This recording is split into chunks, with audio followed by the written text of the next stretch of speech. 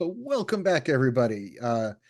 We got myself, Tim. Everybody knows me. Richard Whitters is here, who formerly Wizards of the Coast at both D&D and Magic the Gathering, which is not any part of what we're going to talk about today. There's going to be no Dungeons and Dragons discussion whatsoever.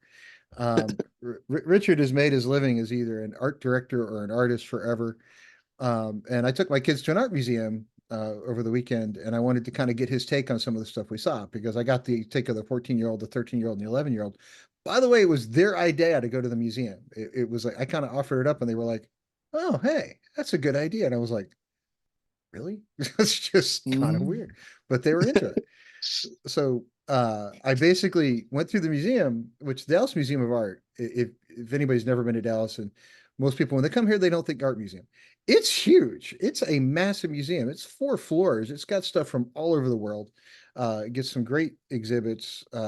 Some pieces that are not, they're not joking around. They've spent real money putting this thing together. So what I did was I kind of went through each section of the museum and whatever the kids paused at for a few minutes and kind of looked at it. I'm like, that's what I took a picture of, right? And I'm like, Hmm. okay, so it evoked something. So I wanted to kind of get your take on some of the stuff that they were looking at, which I Cool. tried to gather, what it was. This is actually up on the 4th floor. It kind of tells you where you are, right? And that's sort of going down through the whole museum. We started up on 4, and my kids thought this was cool. They're like, "How'd they chisel that?" And I'm like, "That one's actually not that hard to do, but um, you know, Sandblast. sandblast, yeah, whatever it is." Mhm. But outside, that's my 3 kids, by the way. Outside the museum, they have this nice, interesting little mural, which I tried to get them to take a picture, and they're like, "Dad, it's 96 degrees outside. Hurry up!" Yeah, so. Yeah. Yep. Oh, I gotta give my disclaimer Mhm. that I kind of gave you before I came on. I do art and stuff, No. but I'm not an art historian or anything. I'm more of the that's like I'm more of the farmer, and other people are like agriculturalists or horticulturalists. Well, I think that's an Um, interesting take, right? I mean, yeah, I, yeah. I'll I'm tell a, you. I'll tell you what I think, and I know little tidbits, but I mean, I'm yeah. I'm a silly scientist, right? I'm a goofy physicist, and but one of the things that I find interesting, especially modern day about art, is everybody wants to look at the photograph and say, "Oh, I'm going to look at this two-dimensional image on a page and be like, I'm going to dissect this for 5 hours based on what I saw on the page." And personally, and I'd love your take on this, to stand in front of some of this stuff is a lot different than me showing you a photograph of it. Yes. Yeah, yeah. It's Absolutely. it, Well, it, I told you, I think, the story of when I was actually having an art show. Mhm. Um, and there's this small group of people in front of my work, and they're talking about what it meant and all this kind of stuff. And at the time too, I looked like, this may surprise you, but I looked kind of like a slovenly hobo even back then.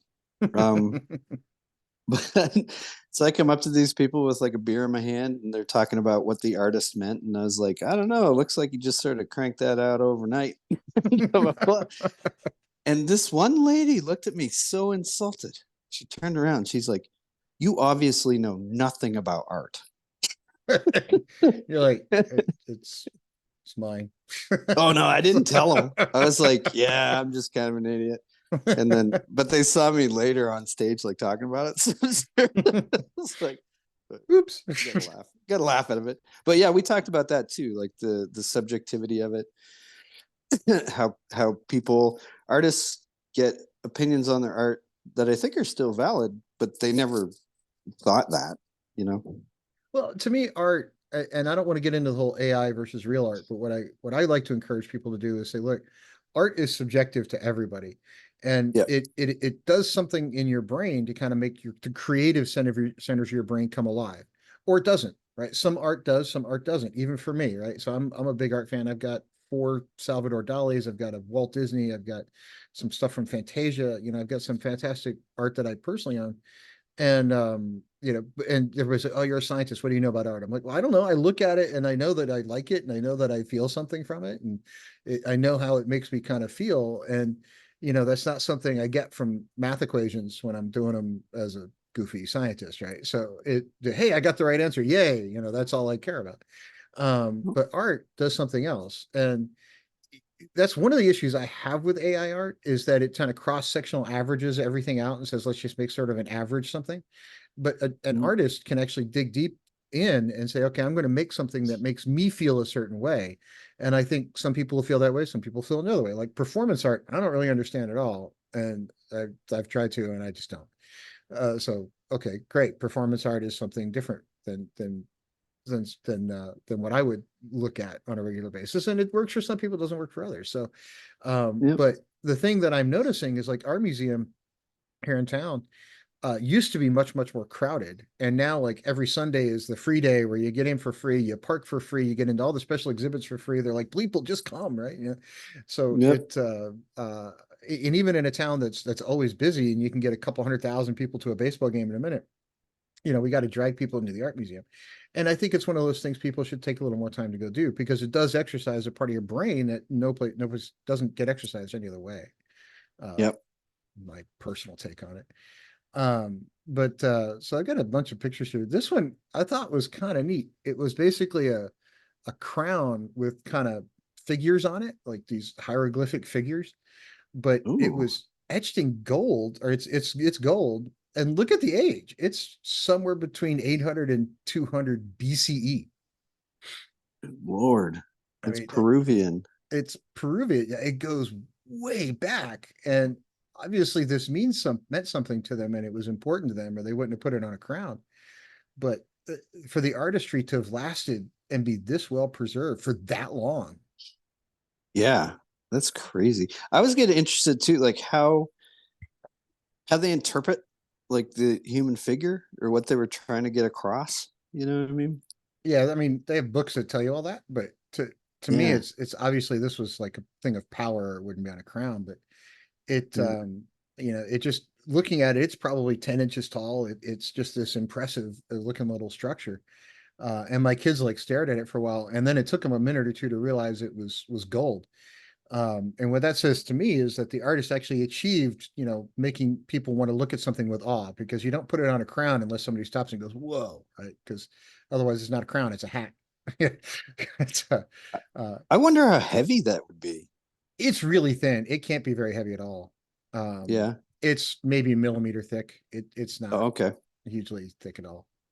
Yeah, I was gonna Uh, say because gold would be very heavy if it was any thickness. yeah, it's not. It was really Yeah. really thin. It was also very well guarded. Yeah, no doubt. So, I will point out that there were obviously, laser structures in the ceiling, and this was very well tamped down. So you ain't coming close to this one. And the closer you got, the more the security guards looked at you. But they're not touching that What one. what did what did your kids say about it? They Did thought your it was kids? neat.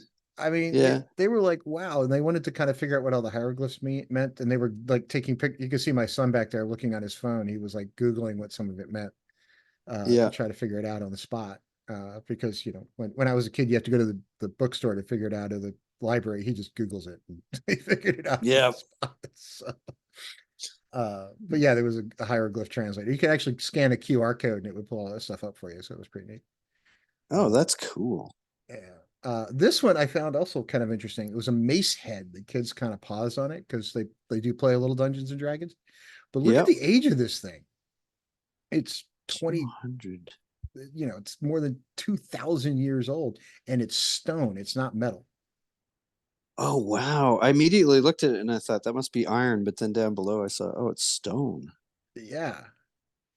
So, Wow. it obviously came out of a time of, some war that was going on, or some conflict that was going on. But this obviously, I doubt, was used, because if you look at the preservation, it's just incredible. I mean, I doubt that ever hit anything in its life, but can you imagine being clubbed over the head with that thing? If I got a side note, but this made me think of it.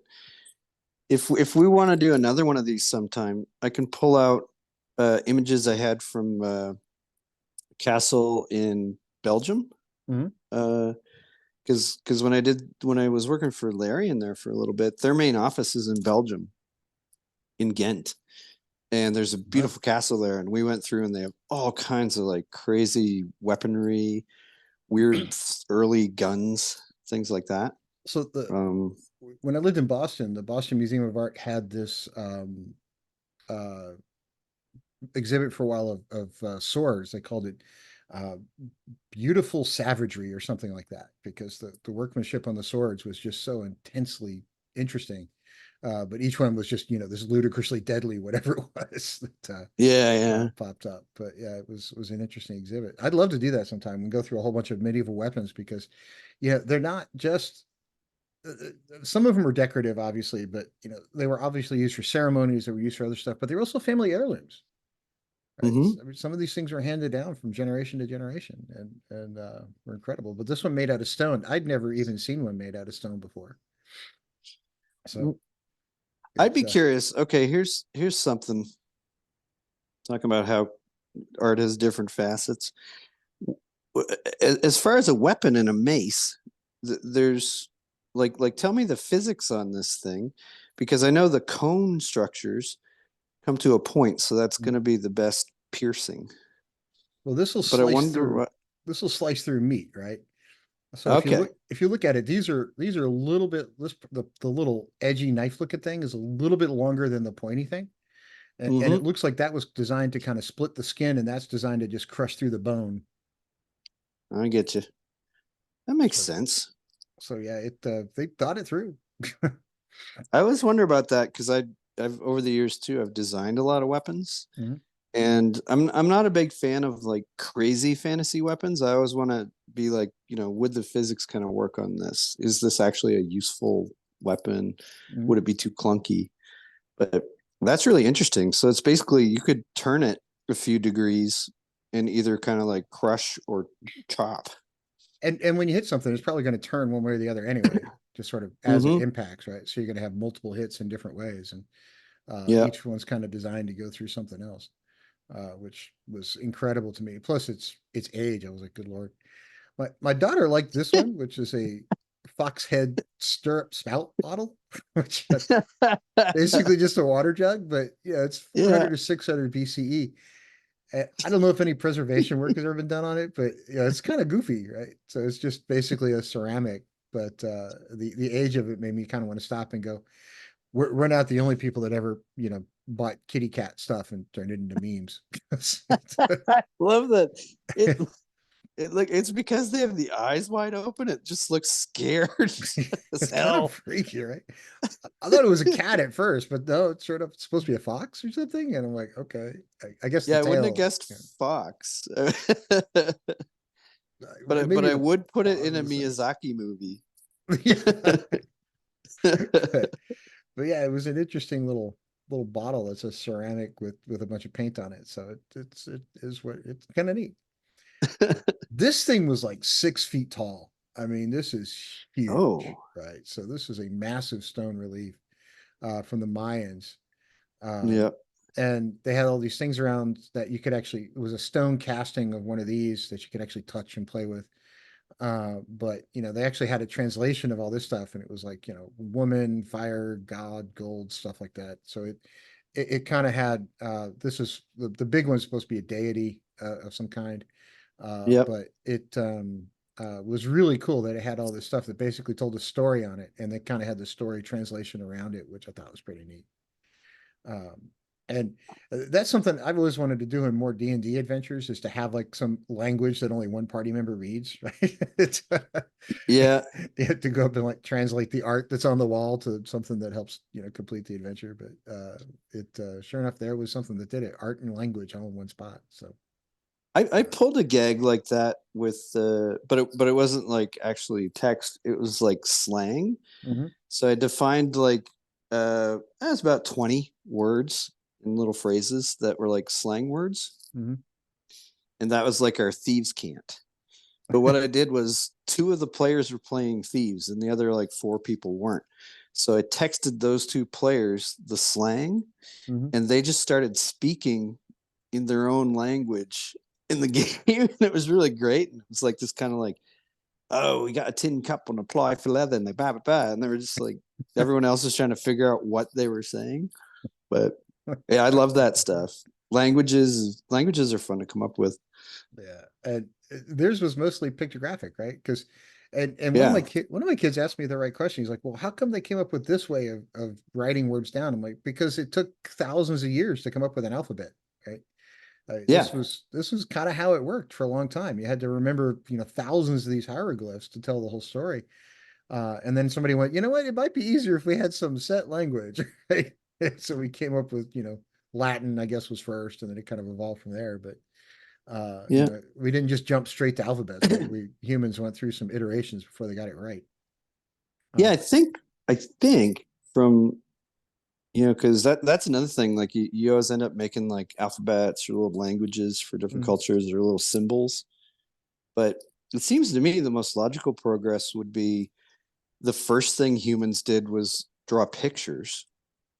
And then gradually they wanted to represent things, but in a simpler way. So it mm, sort of became symbolic pictures. And then eventually just ends up with just slashes and lines that used to be a picture, but now it's an A, right? It actually it's like a phonetic thing or yeah. something.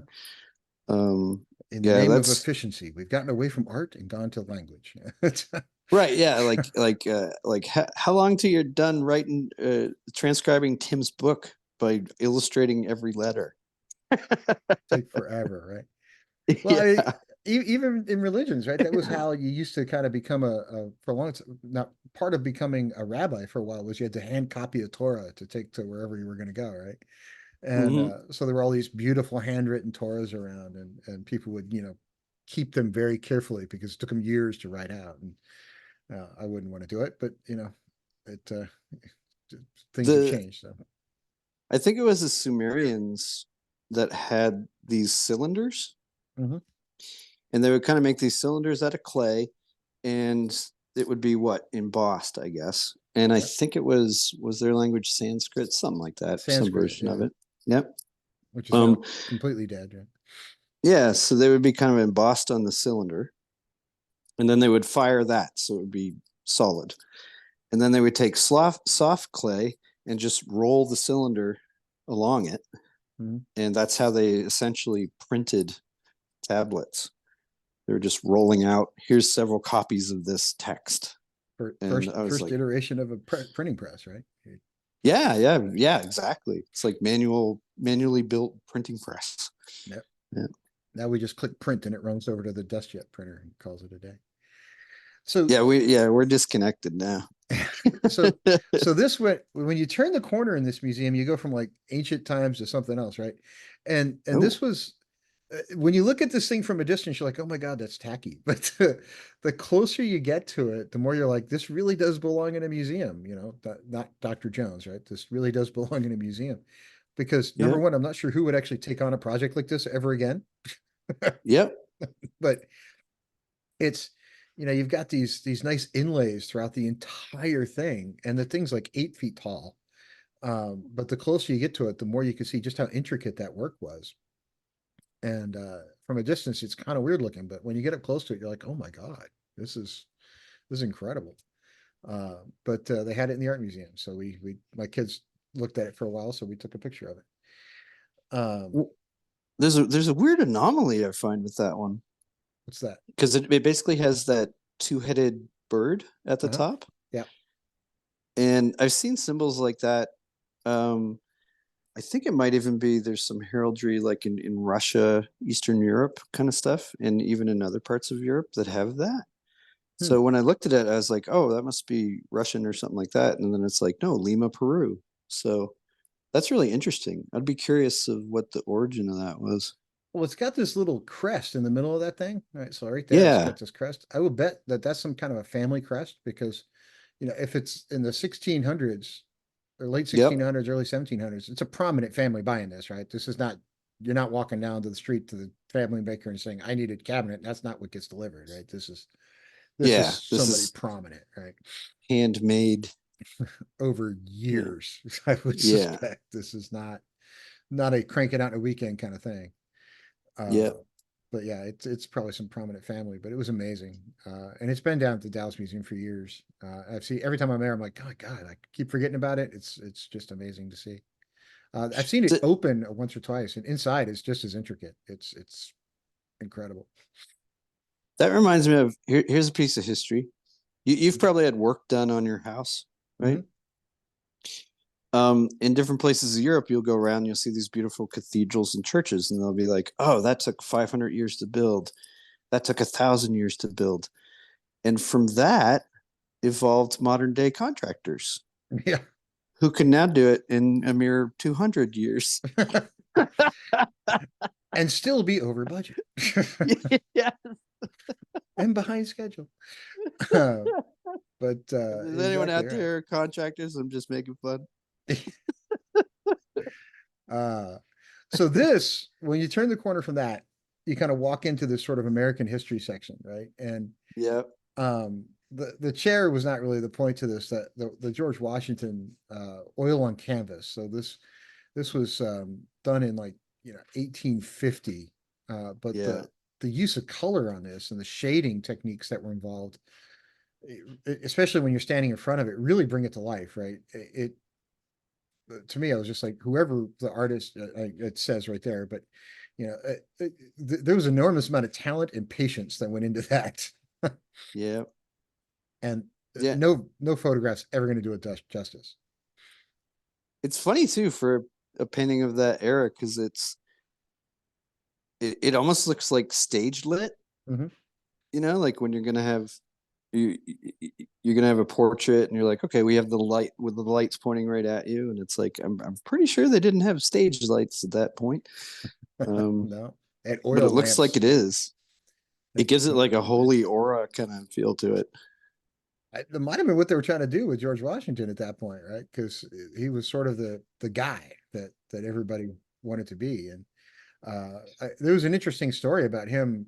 I my uncle's a history professor up in New England, and Yeah. right after the war, before while we were still a Confederacy, like everybody going through town wanted to stop by and see George because he was sort of the famous guy, and Yeah. his family like almost went broke trying to feed everybody who came by for dinner, but but he was like so polite that he always did it, but he's like feeding all these dignitaries all the time. It just kind of like and then he eventually became president, and but it just was kind of funny that his family was really not doing all that well financially as a result of him being off fighting the war, and then all these people coming by to eat and Yeah, visit for a while. So I think it, you can correct me if I'm wrong too, but I thought I read something too that after the war they almost wanted to make him sort of an emperor.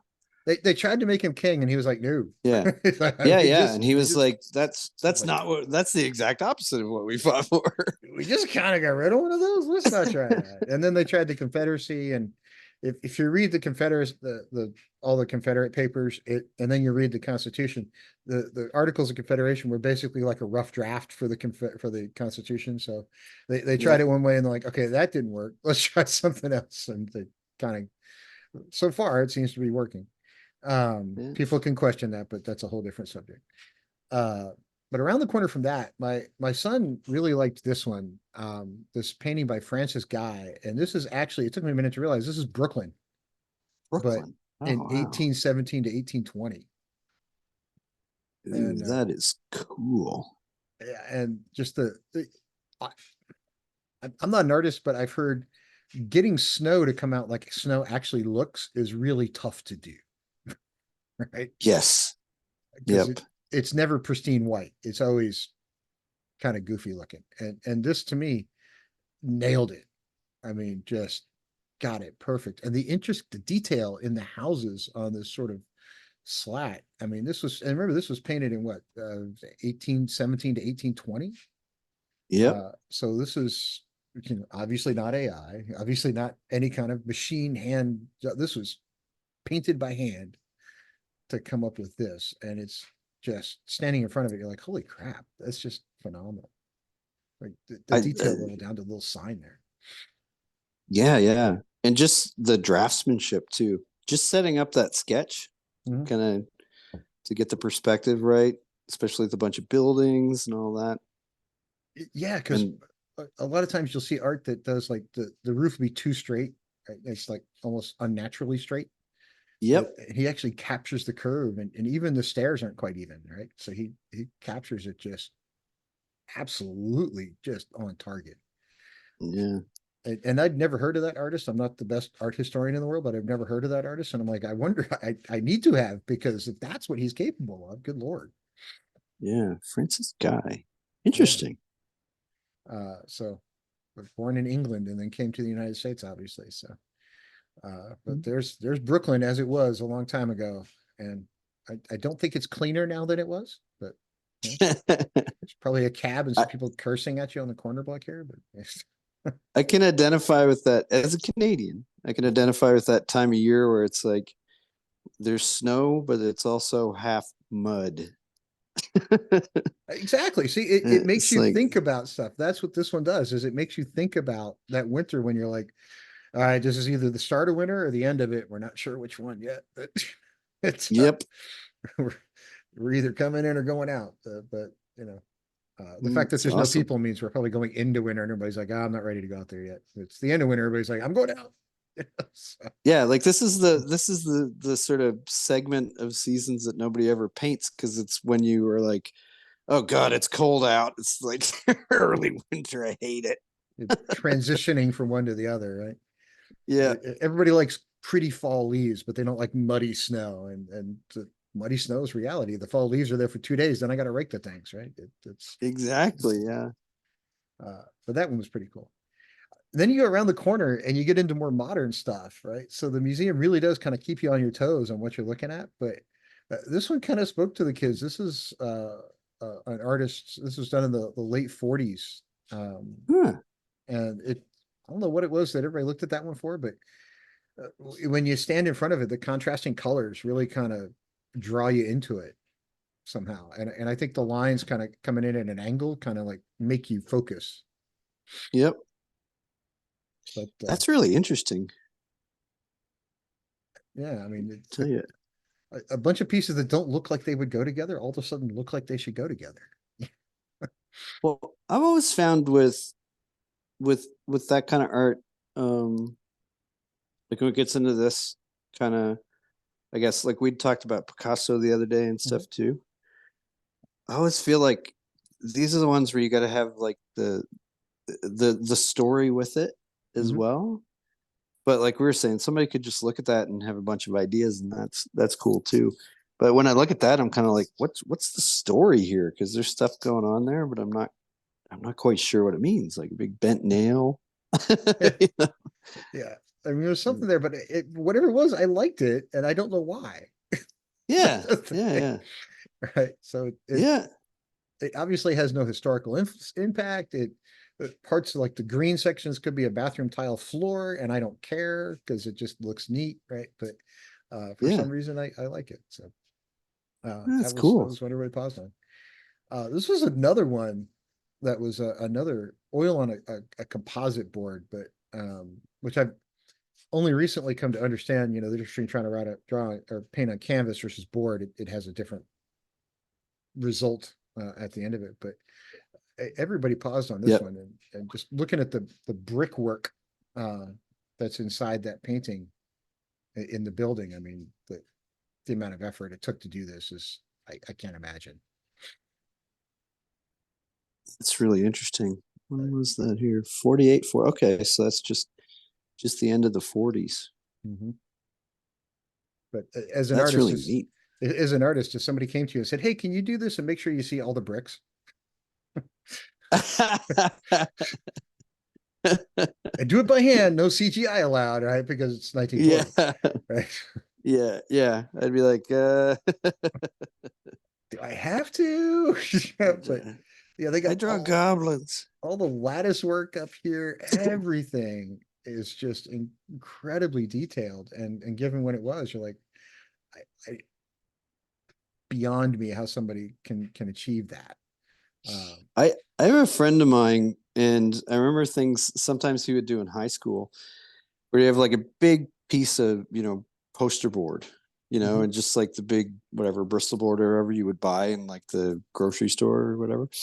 Um, and so this thing's big. Um, and he would do these drawings where it's like, yeah, there's like 30 skeletons. There's every blade of grass, every little detail on the headstones of the graveyard. And he would do these super huge, just like, and go through like ink pens and stuff, just like crazy. And it would spend like months detail in it. Mm. And that's what this reminds me of, where it's just like, damn, there's a lot of detail in there. Yeah. And that thing's not small. It's like 2.5 feet by 18 inches or something. It's not tiny. Yeah. It's pretty decent size, but it was incredible. Um, this one I Oh. found really cool. This was one of the ones I kind of stopped at and the kids didn't care about. But I don't know what it is about this one, but it was just neat to me. I don't know why. It just is. That's really cool.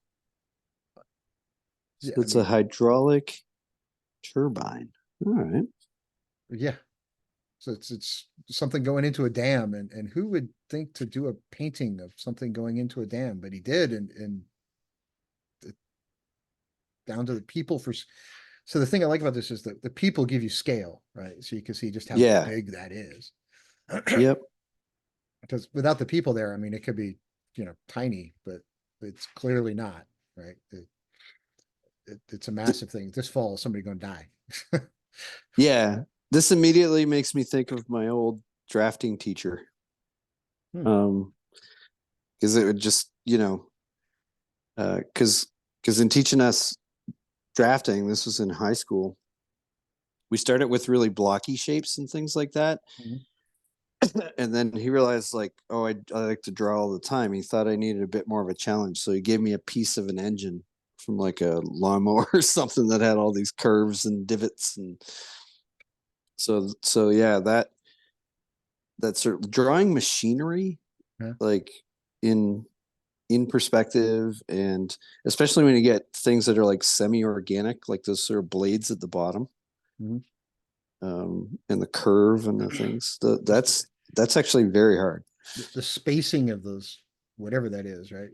I guess that's where Yep. you change the angle of the blades, but the spacing just being that perfect is just phenomenal. Yeah. Yeah. So, Yeah. but this is like tucked away in a corner, just sitting there like nowhere, and I'm like, good Lord, that's just amazing. So, Yeah. and That's again, cool. his use of color and shading is just phenomenal. But anyway, so this one Oh. made me think of John Wayne Gacy for some reason, the serial killer that used to dress up as a clown. But it's just it 1931 oil on canvas, just a sad clown with a red wig. And for some reason, people crowded around it and there were paintings to the left and right, but that's the one everybody stops at. And I think I had the same reaction. It was like John Wayne Gacy or it. yeah. No, this one looked more like John Wayne Gacy to me than it. It doesn't have the energy of Tim Curry to really drive it through, but Well, this is like it when he was in college, and no. he's like, yeah, I'm not quite sure how evil I want to be yet. This is it during his weed smoking phase, right? Yeah, Uh, but exactly. he's like, "Oh man, I'm out of weed." But yeah, whatever it was, this one kind of freaked me out a little bit, and I guess it's because clowns kind of freak me out, but this one kind of did it. So uh, anyway, my It's son stopped and stared at this one for a long time, and I'll let you see if you can come up with why. ah, So my son loves to sketch, right? He loves to just sketch things out, and he looks at how much detailed work goes into something. And he was born in New England, so he spent a lot of time on the beach over the years. And the yeah, waves breaking for him, he's like how realistic that came across in a painting. He's like, you can photograph it, and it doesn't make you feel like you're on the beach. It's like yes, he said he actually felt kind of a chill, like that chill you get in the early morning or late at night or at sunset or sunrise on the beach. It yep, was kind of like you get that, and you don't get it from a photo. I could take a photo all day long on the beach, and it's not going to have that capture that feeling of it that you get with something like this. yeah. I find like hmm, I'm sort of a sketchy, sketchy. Well, I'm sketchy in several ways, but I'm a line art, kind of artist and things like that at my core. I always get amazed when I see people who can really paint have this way of like painting it, and it looks like crisp and real, and you totally buy it. But as you get closer, you start seeing like the brushstrokes, and Mhm. it starts sort of like breaking apart, but then all you got to do is pull back again. And you're like, is that a photograph? Like, yeah, no, that's really cool. It's a thing too that people often say. I think that's why, sometimes when I put out scribbly sketches and stuff, what people often say is they like the energy Mhm. to it. So it's not really like that other one we were talking about with the piece of machinery. It was very precise, Mhm. and this one has like energy to it, which is cool. Yeah. That's as artsy as I get. So this one I thought was cool because number one, they have no idea who did it. Right. So this is a Yeah, series of landscape studies. This is an art study. Right. yeah, So when this is from the 1800s, it was before photography. Artists would do these sort of like these are all postcard size things. Say, oh, how do I know I should hire for this? Well, here's my examples, right? And they'd shove across these postcard size paintings. And this was just a handful of them from some artist. yeah, But every time I've been to this museum, it captures me from across the room and just yeah, pulls me in. But because it's got this just array of different kinds of lightings and different kinds of scenes and different kind of uses of color, and each one is just good, but they're all really small, right? So they're just tiny little things, but by the same token, it's meant to kind of show off an artist's talent. And I guess in the modern day equivalent, you know, when you were an art director, you would ask people to send samples, right? yep, yep. Like, hey, here's an assignment. Go do this across the weekend. This is what you get back, right? Is this kind of stuff. So, It reminds me too of the like when we would commission art, mhm, you send the art description to the artist, and they'd often send you like it could be three or four, it could be like six or as many as this one, little kind of sketches. mhm. And some may even be like this. Like some artists are like, here's my rough stage, and you're like, that's awesome. like, I've done that and with that's what it book reminds me covers, of. right? So like on the books I've written, I don't do my own cover art because that would just be like a stick, a stick Yep. man. It just wouldn't work.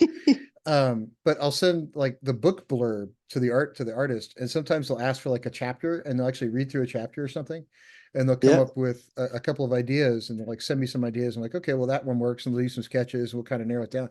But out of any of the books I've ever written, none of the covers came out like I ever thought they would, and I liked them all better than what I had in my head. So it's great to just kind of give artists a general direction and say go, right, because they will come up with stuff that I would never think of. Yep. So I love Yeah, letting people do sandboxy stuff.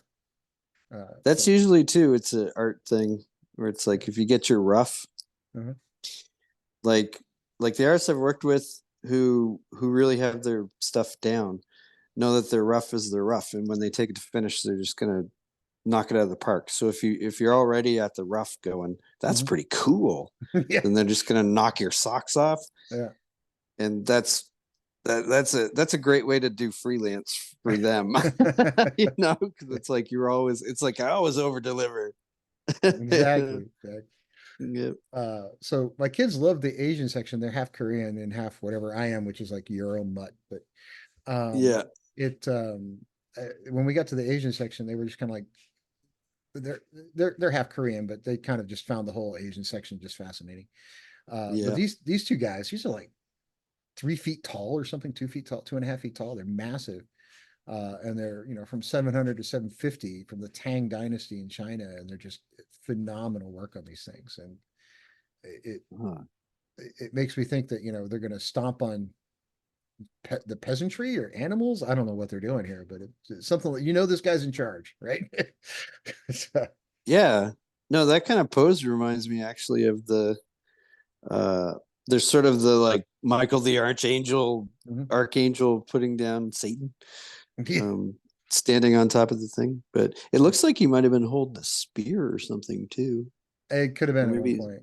They both could have been holding a spear at one point because there's actually two of them there. But yeah, who knows? But it just the detail work on them was incredible. To get that into a carving, right? To get all this intricate detail into a carving is just I can't imagine what it would be like. But anyway, yeah, and they're saying there too that it's what does it say here? Is it pottery essentially? yeah, it's Or earthenware. It's like a pottery. earthenware? Yeah. Because that in college my girlfriend was a potter. Mhm. Um, and the whole you'd probably find that fascinating. There's the whole like chemistry and science that goes into the glaze Mhm. before you fire it, because the glaze that you put on like just the raw pottery before you fire it can oftentimes looks nothing like what it's going to come out like. Oh, yeah, because it Um, changes in density and moves around a little bit. yep, And, yep. but yeah, Basically glasses it. these two guys are warding off evil spirits, I guess. But that's what the little card says. But I guess those are the evil spirits it's stomping on. But it, Oh yeah, the it green cow. yeah, and the whatever the heck. I guess that's a sort of a troll. I don't know, something. Yeah. Um, a goblin that misbehaved. Call it that. It's But anyway, so an internet troll. internet troll. There we go. So this was a small decorative sword that I found kind of neat, just because it was to me, even into the 20th century, people were still wearing swords as part of their military kit. The early 20th century, they Yeah. were still used. World War One, they were all over the place. They weren't used as much in World War One, but just prior to that, prior to trench warfare, they were actually used, because guns were not as efficient as they are today. And now you see all these things like Marvel movies, or current movies where it's like, oh, I'm going to go up against five guys with machine guns with a sword. I'm like, yeah, you're going to lose. Yeah. I don't care if your name is John Wick and you're down to no ammo and a sword. You're going to lose that fight. I don't care who you are. I don't know, Tim, like as an artist, like I know you're an ex-military guy and you're a physicist, but as an artist, I think I could take a bunch of soldiers with a sword. I get a sniper rifle at 400 yards, says you can't. Like, you got a maximum effective range of your arm length, and I can go 4 football fields, give or take, without a scope. Yeah, And but the we don't want to get into the to all the ninja magazines I told you that I read when I was in junior high. I'm with you. Uh, Now this one I thought was kind of cool. This was in the Indian section. Was just a thing from the 11th century. It's a bronze statue, obviously of the Hindu god Shiva, which Yeah, I thought was kind of neat. Just the detail on it was cool, and the fact that it survived this long is incredible to me. Um, but anyway, um, more of India oh art, wow. which just when you walk through that section, it's just amazing the amount of tiny, tiny, tiny little details they put on these things. And then Yeah. there can be big void spots, but then you get in here and it's like, the tiniest little details all kind of come to life. And no, I can zoom in on that as much as you want, but until you stand in front of this thing, you don't understand how it kind of pulls you in. Um, so That is cool. yeah, this I thought every time I'm at this museum, I absolutely love this thing. So my kids are big gamers. I play games, obviously. This is a backgammon board from the 19th century, but it is possibly the most intricate backgammon board I have ever seen, right? And the winner of the game can pop up these little characters, or for whatever reason, but yeah, it's just a backgammon board stuck in the museum. But the inlay detail on this is just phenomenal to me, which turns it from a game into a work of art, really. But uh, it's just beautiful. And every time I leave the museum, I'm like, gosh, I wish I could find something that was remotely close to the workmanship on that. And then I go look it up and I realize the museum actually bought this in 1994 for like 500 grand. I'm like, oh, that's why I'm not getting one at home.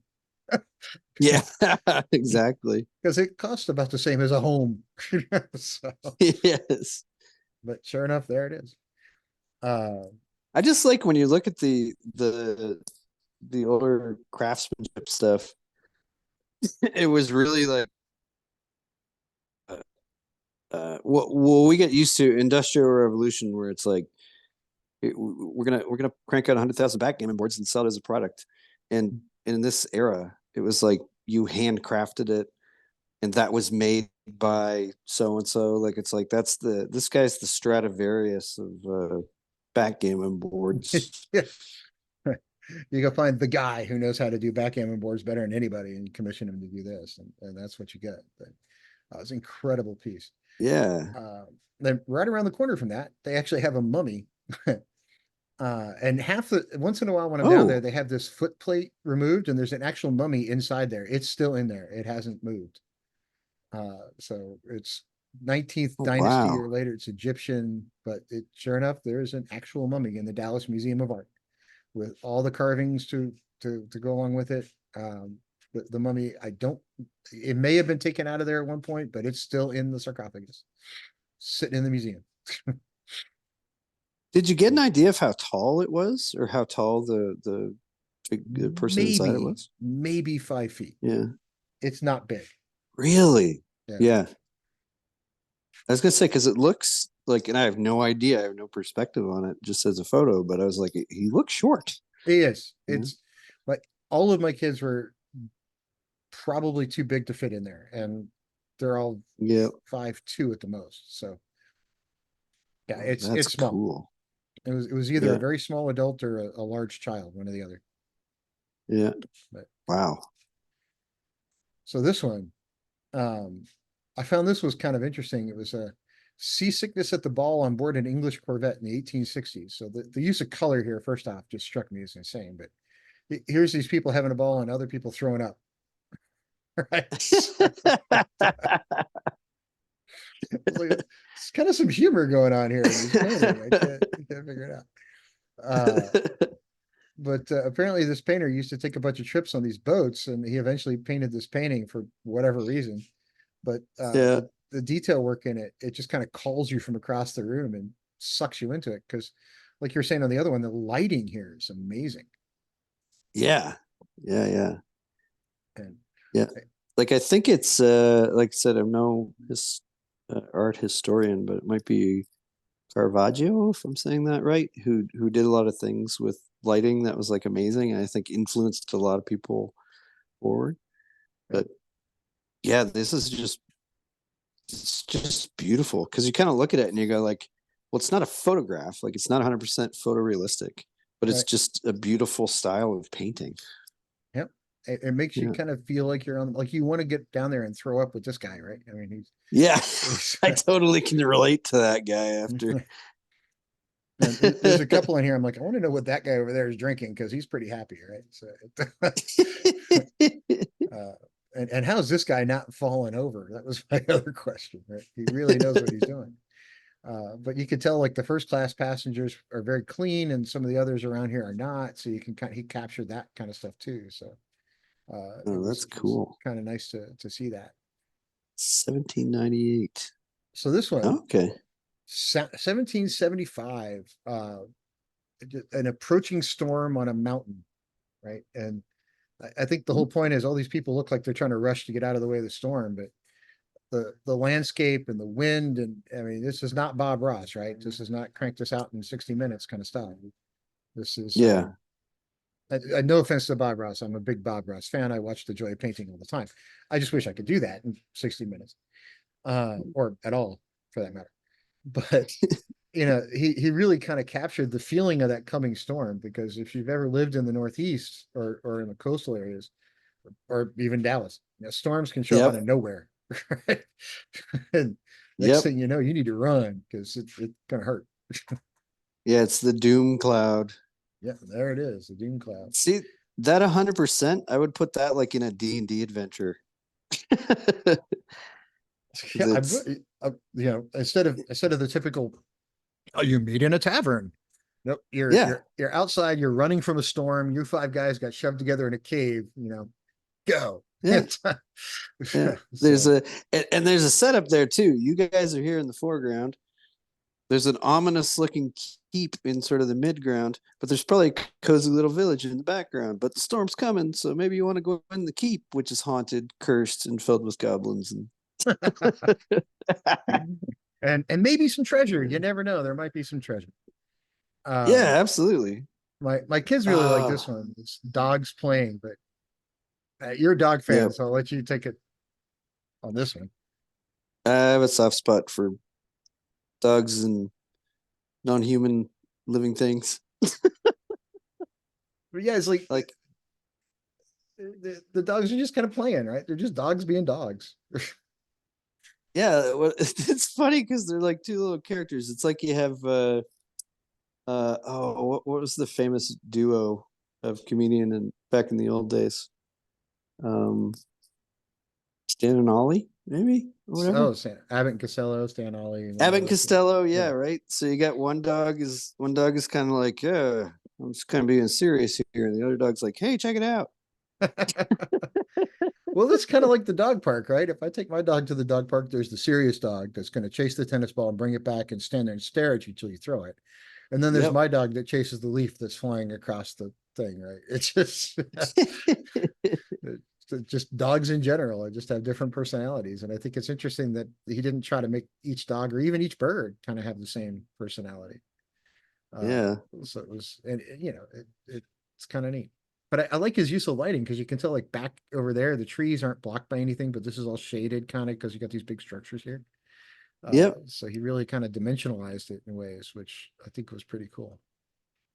Yeah. There's a thing I noticed in like in the past. I guess when I started on Magic, when I first started on Magic, there was still, I would say, the majority of the artists were working traditionally. Mhm. Um, but as the years moved on, more and more artists were working digitally, Mhm. and a lot of them would take sort of classic paintings and they would kind of palette sample Mhm. uh, paintings to kind of build a completely different painting, build a completely different composition. But that kind of is this is an interesting palette to it overall. It's neat. And it's from 1750, so the copyright's expired, right? So you can use it at will. Um, Absolutely, yeah.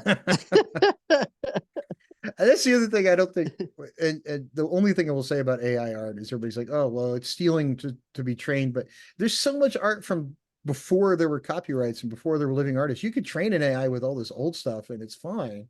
And Yep. it's not going to violate any rules because it just doesn't. But by the same token, you're not going to be able to reproduce this with a computer because you can't capture the personalities of those dogs or those birds or the depth of shading. I mean, it's not going to make you feel like you're there. I wanted to go throw a tennis ball for one of these dogs, right? And it just a living artist can pull that kind of emotion out. And I don't see that emotional response in myself coming from something that was derived from a computer. That may someday change, but currently I just don't, it's not there. Well, So I've even, like I was saying to you, there's that thing. I remember that was one of the rabbit holey debates with the AI stuff, which is like, is it art? And I was kind of like, eh. Like there's been times right now we would think of like comic art, but if you went back to Jack Kirby's day, one of his big things is like someday this will be in a gallery and people will see comic art as art. mhm. And we've never had a real definition of that's art, that's not art. So that's why, like I said to you, I usually say like, here's a sketch, here's my doodle. It's Well, like, I mean, is it art? You can decide if it's art. I don't know. it's different for everybody, right? Everybody has a different Yeah. feel for it, one way or the other. So anyway, Yeah. this I loved. This That's is a amazing. it's a mano clock with a figure of Perseus from the early 19th century, but this is a clock for God's sake. Somebody had this on their mantle. I mean, Yeah.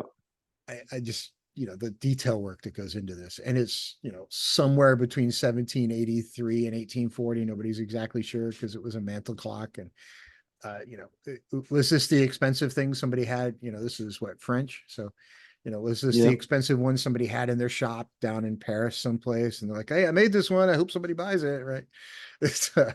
Or was this commission, right? Because it was commission, you'd probably have a more accurate date, but you don't, right? So I think this was just a showpiece that some artist made, um, some clockmaker had put together, and now here it is in the Dallas Museum. How big did you say that one was? That's like 2 feet remember. tall, man. That's huge. Wow. Like that's just beautiful. Yeah. Holy smokes. Again, you'll notice that Yeah. one's encased in glass, right? It's not sitting out. Yeah. Yeah.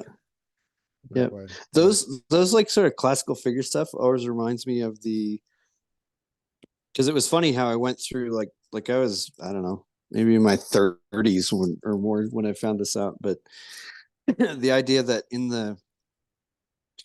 sort of the Renaissance period, they sort mhm, of called back the classical sort of Greek statues and things like that. mhm, And so they would do these, so they have like Michelangelo and stuff like that doing these statues that are just purely out of like the marble or whatever, and they're just beautiful like that.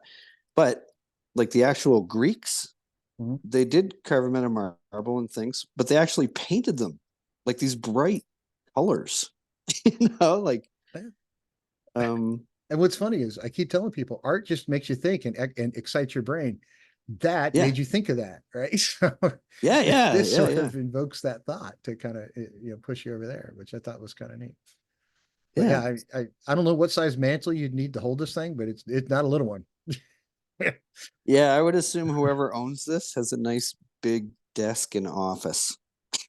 Yeah. And Yeah. it's got like a Harry Potter kind of fireplace with a stone mantle, not, like you brought a Yes. contractor in to put a couple nails up and throw a mantle up, right? Now this is, it's a big ass fireplace this thing's going to establish.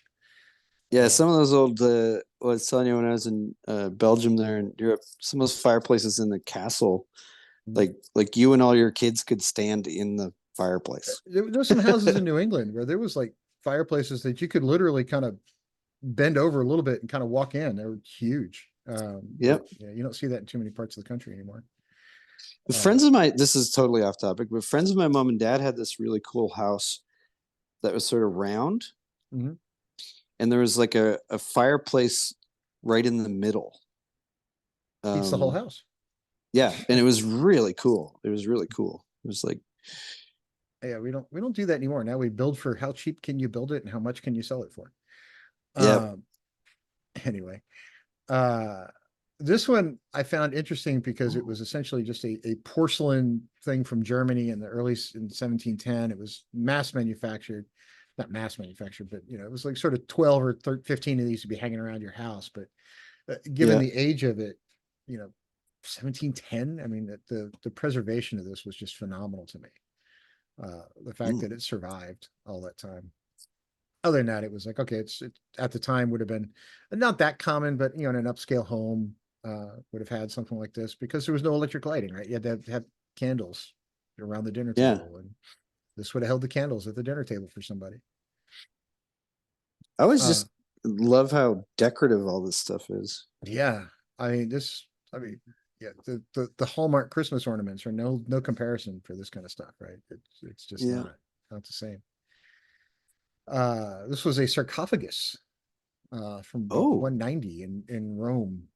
But the stonework is just it's marble, man. I mean, how the hell are you going to do that in marble? oh my to God. to capture that muscle tone, this Hmm. like one of my favorite artists for capturing muscle tone is Frank Frazetta, right? I mean, from the fantasy world. But if you look at this, capturing this in stone, that's just amazing to me that anybody can do that. And it's huge. It's like 6 feet from one side to the other. That's so cool. I'm Yeah. just panning back and forth over it. But I wonder, does it say who the battle is between? The Sea Slant Under Uh, Green Acquisition Fund, anonymous donor. It does not. hmm. I'm wondering I wonder if that's like the Celts or the Gauls or Well, it's about 190, so I could probably go figure out what battles were going on around there. But uh, it yeah, some Dallas. So this is the other thing is if you look at it, all these things are donated by different people around Dallas. So CISA and Ida Green Acquisition Fund. It was two people who put mhm. together a fund. Some anonymous donor gave them enough money to go buy this thing, right? And Dallas has those kind of donors who will just hand money out here, go buy something. Dallas actually has I think it's like 19 billionaire shares, 20 billionaire shares or something. Most of them are oil Yeah. guys, but there's like one or two tech guys and a lot of them are oil guys, but and a lot of them will donate tons of money to these kinds of places. And allow Dallas to build these collections that are amazing. And this is just the stuff they have on display. They got like 200,000 pieces in that museum and they kind of rotate out what's out there. So it does shift from time to time. But anyway, This is I wonder if like when I first looked at it, it reminded me of like when they would have medieval uh artwork, but it mhm, wasn't like a frieze or carved out like this. It was just it might have actually been like banners or something where mhm, they'd have like the big battles. mhm. And it's like, you're thinking about it, it's like, oh, I wonder if they if they kind of based it off of Roman compositions like this. Could It's be. I pretty mean, neat. this is a lot going on here, right? In a small space.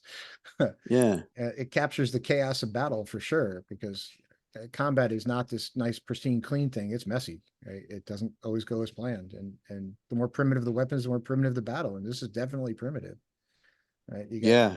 this guy's about to have his head smashed in. This guy's about to get stabbed through the eyeball, right? It's just not pretty. It's Uh, messy. yeah. Oh, that's just cool. This one, 400 to 300 BCE, Greek gold olive wreath, Oh,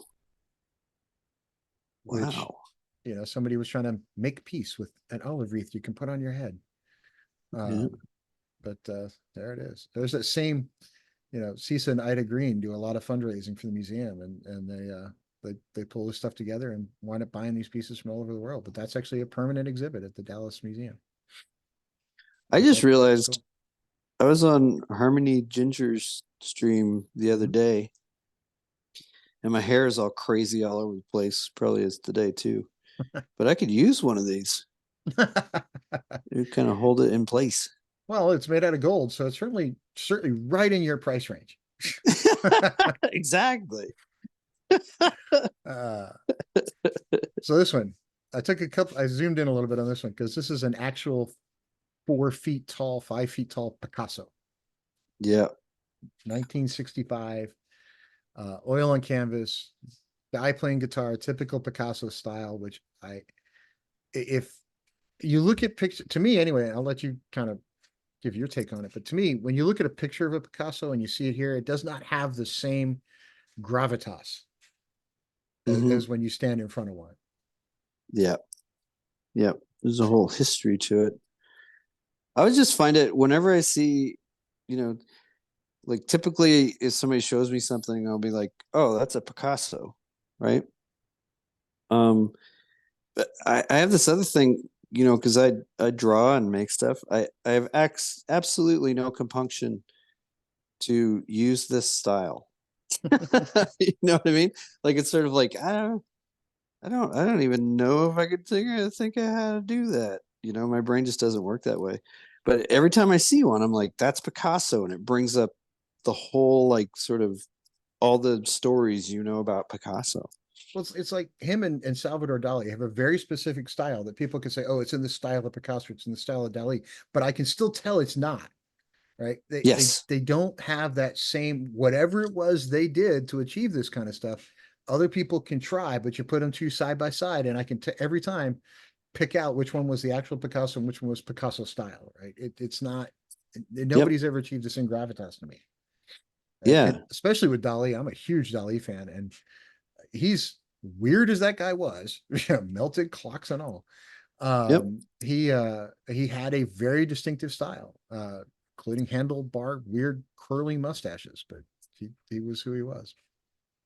Yeah. I So always thought it was interesting too. Like I told you when we chatted, I think yesterday or whatever, when I was in high school, our history textbook or social studies, whatever it was called in high school, had a Picasso on the cover. mhm. And then on the inside of the cover, it gives you the whole story of like, here's why Picasso painted this. Here's the whole thing. Um, it almost gets into that thing we were talking about earlier, where it's like, oh, you can draw something or paint something, and people will interpret it Mhm. however they interpret it. They'll read their own things into it. And I always thought it was interesting with something like Picasso, because you're looking at it and you're like, I don't know what he's trying to say. And it's like, that's because he wants you to look at the actual story behind it, his story, not the one Mhm. you made in your head as much. And sort of be like, what made him do this? Yeah. So This is I don't obviously know. a guy playing guitar, but beyond that, I need to know more about the story to tell you what's going on here. Yep. So, but I hear the little guy in the bottom left there is. the competition he beat at the Battle of the Bands, I'm like decapitated Yeah. him or something. Uh, yeah, it's certainly him. This was around the corner from it, different artist, Reveler, but for some reason it just kind of captured me as kind of interesting. Um, Mhm. just sort of the contrast of colors. But outside of that, It didn't do That's much. cool. Oops, I'm sorry. Go back. Oh yeah, no problem. It reminds me of a thing. I used to do this when I was a little kid. Um, I would I would come in the kitchen with a piece of paper and I would tell my mom to scribble on it. Hmm. And then I would take the scribbles and like draw faces or this or that out of her random scribbles. And I thought that was just a weird thing that me and my mom did. And then there's at least a couple other artists that I've met and exact same thing. Like, yeah, I'd get my mom to scribble and I'd make them into faces or creatures or whatever. So what you're And it saying kind of is reminds me, artists kind of think like artists, and the rest kind of of like us. I immediately looked at this and I'm like, I could trace the outside of that and make it into this like kind of cartoony cowboy. No, I find that interesting because every artist I've known has a story where it's like I think like this, and so did like these five other artists I've known. Yeah, I'm a physicist, and every physicist I know, if you ask, their parents or family, will say things like, "Yeah, they grew up as a kid not wanting to know what was going on. They wanted to know how did that work, and they always took crap apart trying to figure out how it worked." Right. So, yep, every physicist I've ever met has been fascinated with like, "Hey, that's a neat microphone. Let me pull it apart and see what's in there." Right. And they like start ripping pieces apart. The only trouble is my dad put it was half the time I would take things apart, and when I put it back together, there were three parts left over and he'd have to go figure out where they went yeah. to make it work again. Uh, and then now, he's passed away now, but he's like toward the end of his life, he was like, "Yeah, hey, come here and fix this thing for me." Right. So I graduated. Yep. They let me work on nuclear reactors and none of them blew up. So, that's a good thing. That's Uh, the old joke too of like I saw some meme the other day that was like it was probably one of those Gen X memes or whatever. uh, And it's like you're saying mean stuff to me on the internet, but you don't realize I grew up holding the trouble light for my dad while he tried to fix the car engine. He's like, there's well, nothing you can say that would insult me or make me cry. so I used to work with one of my jobs over the years, which is almost as much art as it is science, by the way, Hmm. was designing bulletproof stuff for the military, whether it was helmets or windshields or opaque stuff. I designed a whole bunch of bulletproof stuff, especially during the war on terror. And there's a whole art form to it because to be able to mass manufacture it cheaply is a lot different than you'd think. But I used to make Yeah. these jokes when I came out of work. People were like, "Oh, how's your day going?" I was like, "Well, nothing blew up that wasn't supposed to, so pretty good." Yeah. But when you Well, test things, you got to blow stuff up. So it worked out. well, my friend Matt and I used to talk about that all the time, and I think it was the idea of like when you look at certain people, like for his time, why was Da Vinci such a genius? And it was like, well, he had sort of that one side of his brain that came up with the concepts, had sort of that creative side, and it was connected to a very like logical and observant side. Mhm. And those two things, like, yeah, I've always drawn that connection.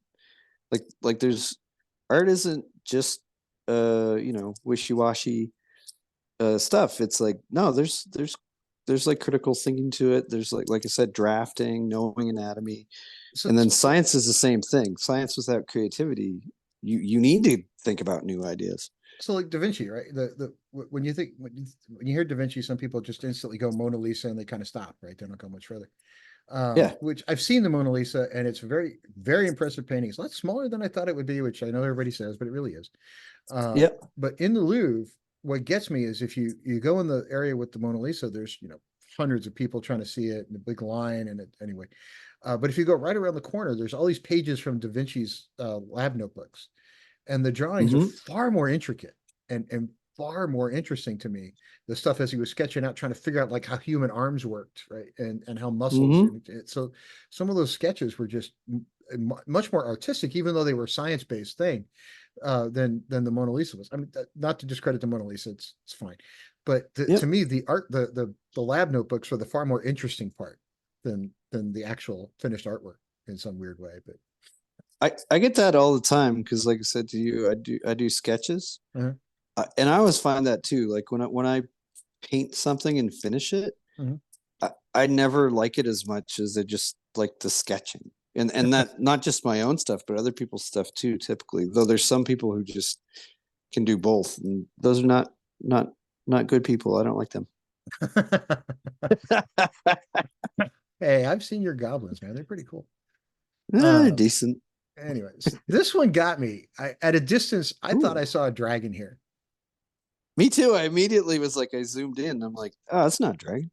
It took me. I did a double take. I was like, so apparently this artist. The deal is it's Oscar Dominguez, and if you read the card, he apparently met with Pablo Picasso and Tengai in the late 1920s, and became Yeah. a sort of part of the surrealist movement.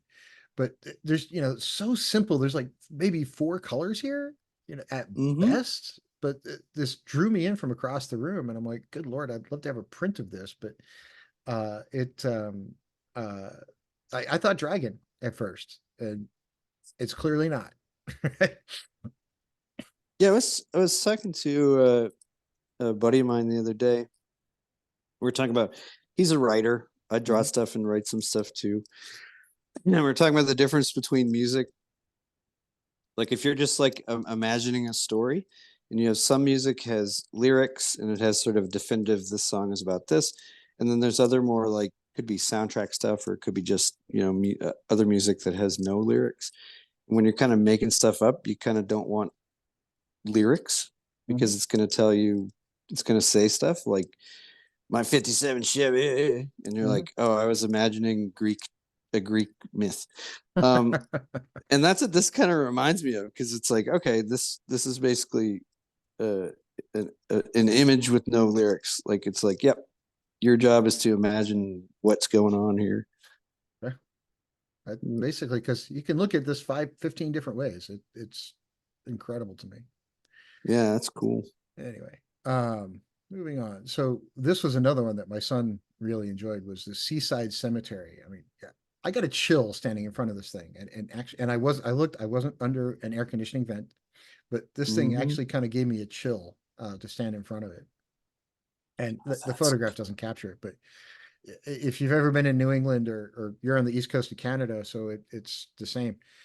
It gets cold by the ocean really yes. fast, right?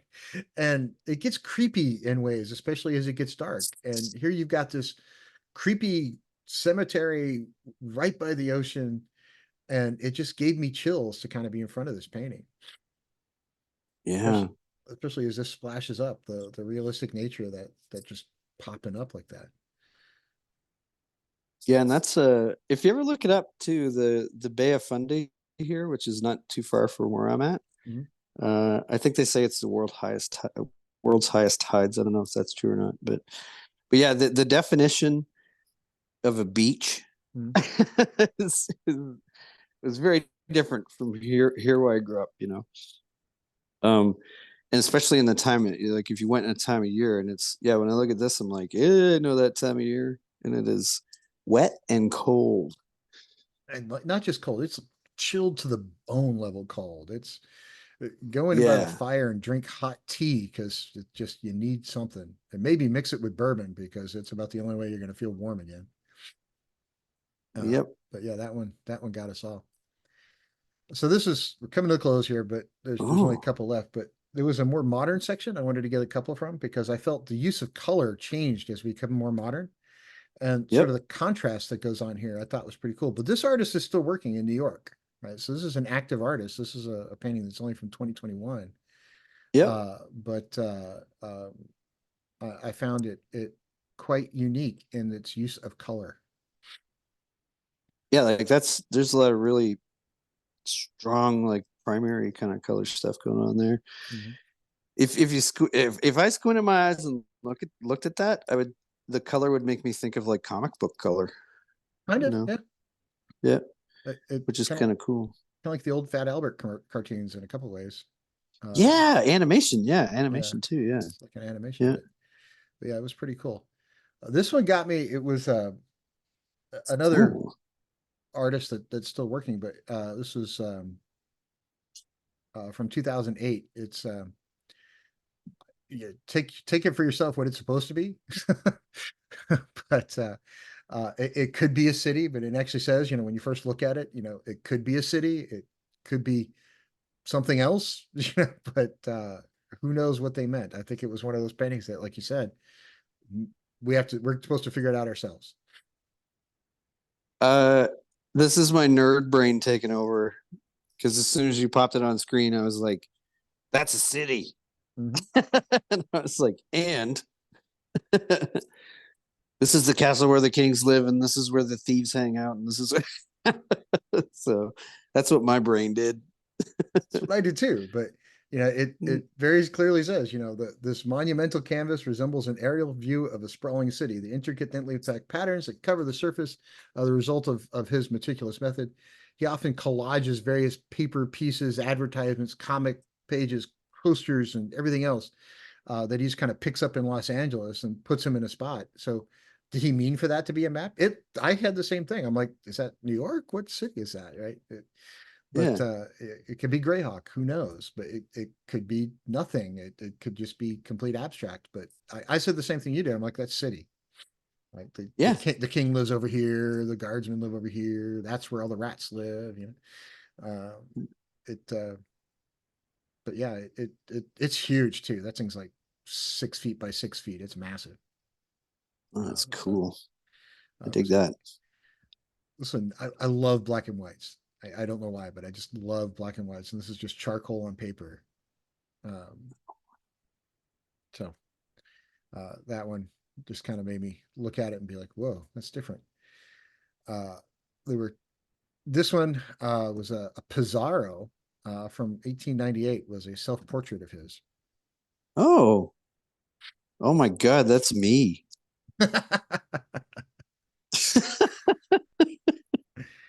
It's like he's painting Canadian artists.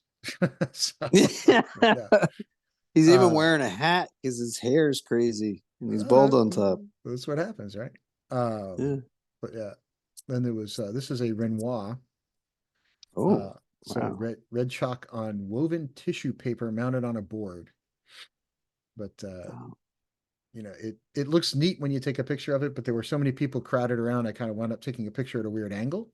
But yeah, that's an actual Renoir that just even from across the room, it kind of pulls you in and makes you ignore all the other art that's in the space yeah. for some reason. So I like sometimes too in a lot of them those really elaborate frames they have for them. mhm.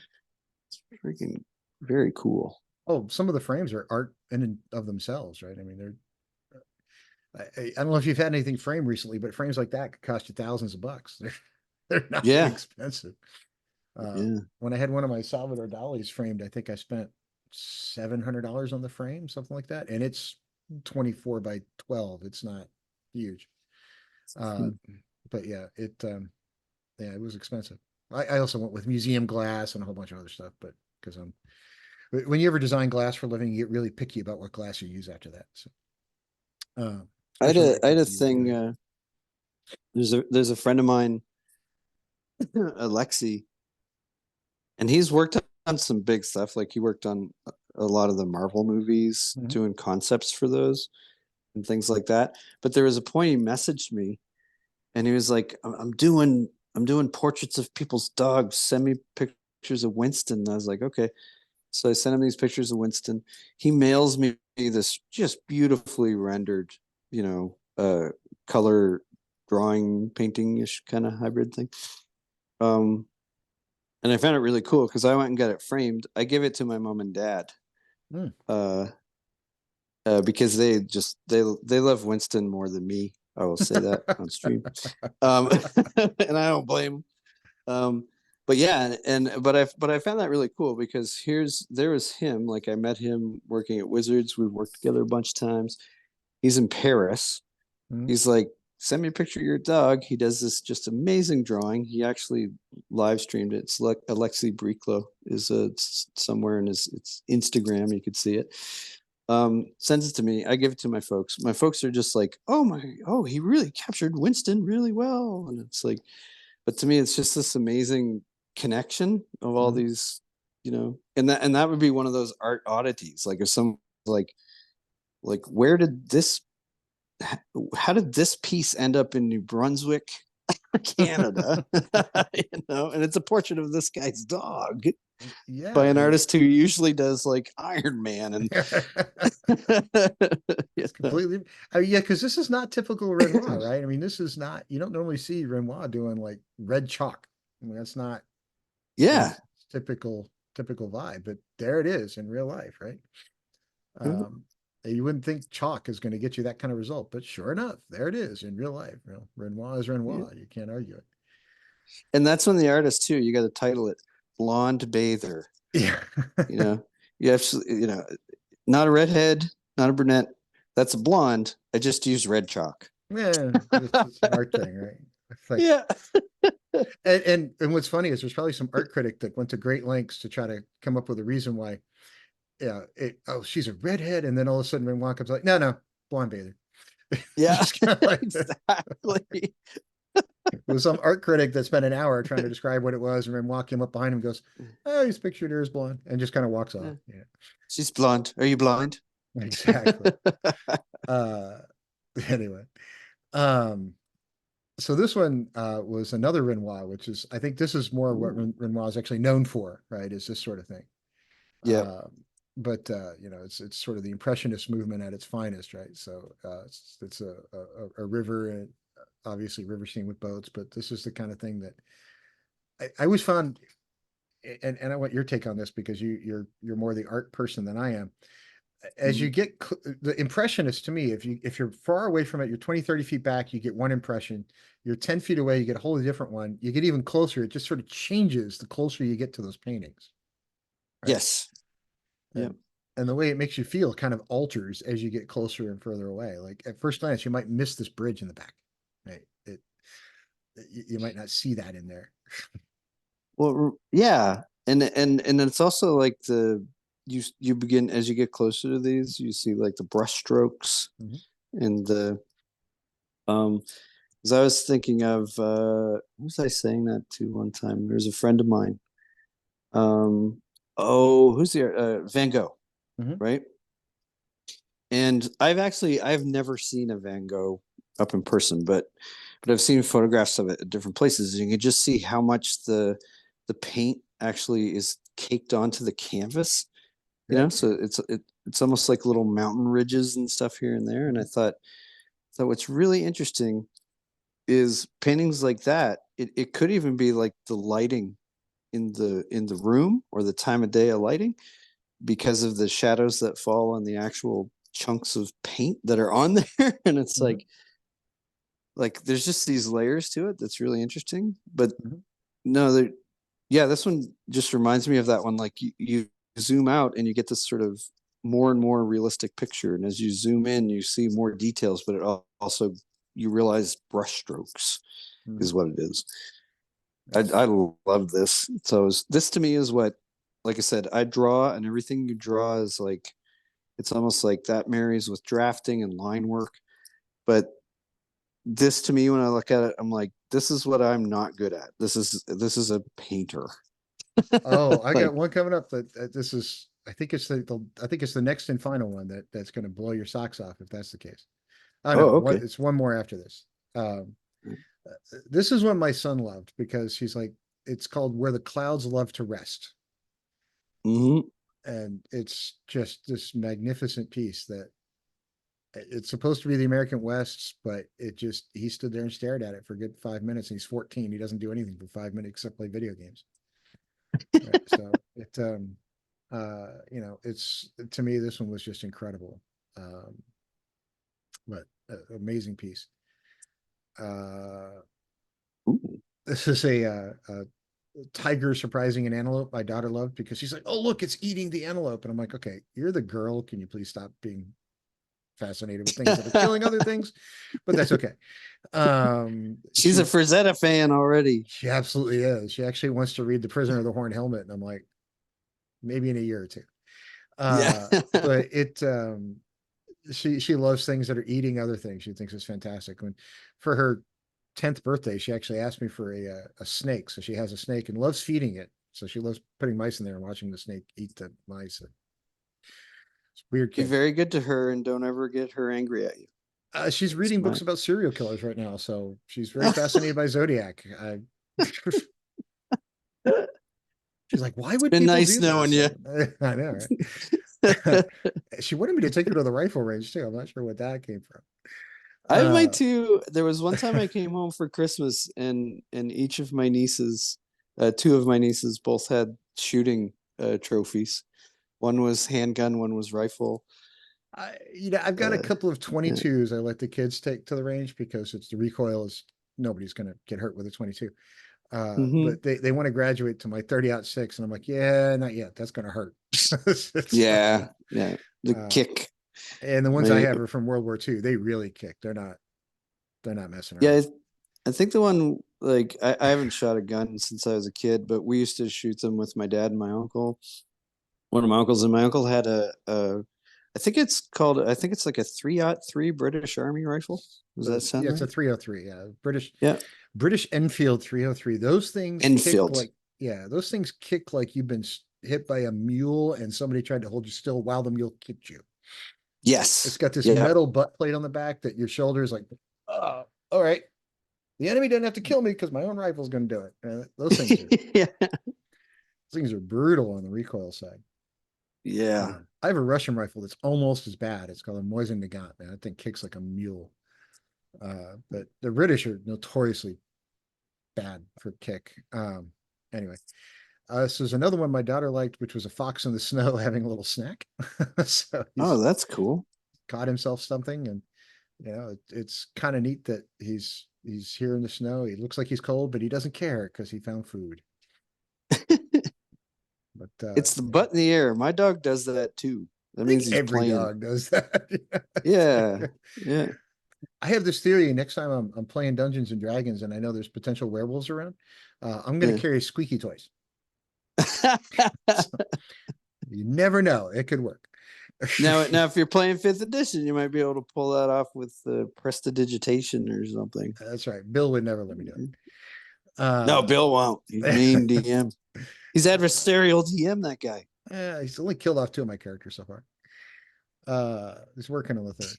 But anyway, so this is the last one, but it's a very famous Monet of the Pont Neuf. Um, Yeah. and I made my kids kind of stand in front of that one and get their picture taken. And they were kind of, this is the last thing we saw in the museum, but that it's Monet. I mean, it's Oh, that's cool. yeah, it's simple. People look at this stuff and go, "Oh, I could do that," right? Because it's not photorealistic, but you can't. The way it makes you feel when you look in front of it. Excuse me. Um, Monet is Monet for a reason, right? His use of color and his use of bringing together that this is a city, and if you look at it long enough and Paris, this is the where that is. Yep. Yep. Well, it's the I would say that would be a thing too, where it's that's another connect to me with like art and science. Mhm. It's like doing something complicated and putting in all the detail and doing every single equation. Well, any good mathematician will tell you that they can create a sort of an equation that will simulate Mhm. 100 lines of code. You Mhm. know, I guess sort of would that be an algorithm or like Yeah, I mean, I can get an a AI to. mathematical? I mean, the other day I actually used an AI to. I fed it a bunch of system requirements, and it gave me 350 lines of executable code. Did it right Yeah, there. But yeah. I remember a programmer I worked with where it's like the other programmers got a little frustrated with his code because it was so succinct and there was so much math built into his equations that it wasn't out in plain sight Mhm. and able to be noted as easily. But that reminds me of this. Like there's some artists who can just like, oh, with a few brushstrokes and a few lines, it gives somebody who maybe doesn't paint or whatever, like, oh, that looks like it would be easy to do. And the truth is it's hardest thing in the world. Like, making it People, simple. I've posted pictures on Twitter occasionally of Bob Ross stuff. I'm like, I wish I could do that. People are like, oh, you can. I'm like, trust me, I can't. Yeah. I have tried. I have spent hundreds, if not thousands of dollars on art supplies trying to do what Bob Ross does while he explains it, even stopping in the middle. And there's not a shot I'm going to be able to. I can kind of get the clouds to come out right and maybe the happy little trees, but all that other stuff, forget it. The shading, whatever else he does, there's no chance in hell I can do that. That I have reminds me of tried. I was in like high school. You have kids, so you might appreciate this. I was in, I think, high school or something. It's a weekend and everything. I'm at home. I'm upstairs in our bedroom, and because she had a room with my brothers, and I hear my dad downstairs, and he's just yelling. He's like, "Reggie, come here, come here, come here! Hurry up, come on, come on!" And I'm like, "What?" And I go running downstairs, and I'm like, "What is going on?" And he's like, "Pull up a seat. Bob Ross is on." My dad used to do the same thing. He'd watch it for just whenever it was on. It was like Yeah, everything stopped to figure out what Bob was going to do this week, and everybody's like, "Huh." It took me like four yeah, seasons to realize every painting he did was kind of similar. Right? yeah, So it's yeah, like he has a style, he knows it style, he does it well. And he apparently did two practice paintings before he actually recorded the show. So somewhere there's three of each one kind of running around. yeah. And apparently his daughter still has warehouses full of the stuff and occasionally donates them to charity or whatever. But yeah, it's his style was unique, like Monet, right? He had a way of doing things that he made sense to him, and yeah, he can explain it all day long. Monet could host a show called Painting with Monet, and 50 people are going to go try it, and everybody's going to go fail because they're not Monet, right? You're not going to get there. You can come close, but you ain't going to get there. It's like, oh, Picasso style versus Picasso. Me, not a trained art historian, is going to pick out which one's which. So, because I've had people try it on me. So anyway, that was all the pictures I had, man. So after seeing that, I'm I'm breaking up, or you're breaking up a bit for me. oh, okay. So that was kind of all the pictures I had was that was our trip to the Dallas Museum. There's a lot more there, but whenever you're in Dallas, we'll have to take you over there and show you the museum. Someday I'm going to learn what it takes Cool. to host an art exhibit, because someday I want to do one on goblins just to be funny. Uh, so it's I'll draw you goblins. you know, I put that out one day and somebody said, "No, just do D&D." I'm like, "No, no, we're gonna do goblins. We're just Yeah, gonna do it's very goblins." specific Because if you do subset. D&D, everybody's gonna get mad that you don't have Easily, you don't have, whoever else. I'm like, "No, no, I want goblins. I want one theme for this art exhibit." Uh, and I actually looked into it. It's not that expensive to get the space. Now, getting artists and stuff is a whole different world, but I can help you with the artists. I know a so couple. I for some reason I want to do one on goblins just for the sake of doing on goblins. But anyway, thanks for your time, Richard. Thanks for kind of giving your insight on some of this stuff and Mhm. telling me some things I didn't think of for That's sure. fun. So we'll see you again next time, everybody.